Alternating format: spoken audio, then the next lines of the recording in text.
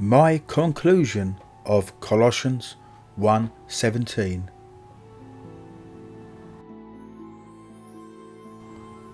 We now come to the final verse by Paul in Colossians 1:17 that most have again become very confused by thinking Jesus was alive before all creation, simply because Paul says, "And he is before all things, and in him all things hold together."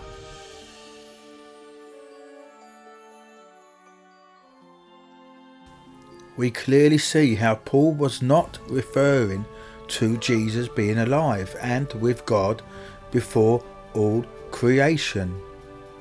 Simply by going to the very next verse, where we see Paul now explains what he meant by saying, "And he is before all things, and in him all things hold together. And he is the head of the body, the church, who is the beginning, firstborn out from the dead, so that he might be holding preeminence in all things." Notice how Paul is referring to after Jesus' death and resurrection and not before. By the fact Paul tells us Jesus is the beginning, firstborn out from the dead. And then goes on to tell us, so that he might be holding preeminence in all things. Notice them same words by Paul. In all things, Colossians 1:18. Just as we read in Colossians 1:17. And he is before all things. Notice the words preeminence in all things. The Greek word for preeminence simply means to have the first place usage. I have preeminence, am chief, am first.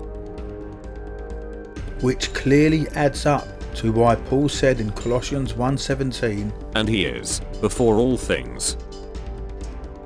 I believe Paul is simply referring to he is before all things, as Jesus is considered as first priority in importance, order and rank, which is why Jesus said in John 8:58, "Before Abraham was, I am," meaning the chosen one, the Messiah, the promised deliverer of Israel, which is why Jesus is before all things, first priority in importance in God's plan for man's redemption.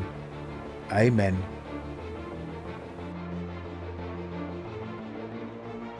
Friends, I'm always learning, so if I'm wrong, don't let it go, but let me know. God bless you. Please join me again in my next coming videos, where we will examine Philippians 2:6 and 2:7.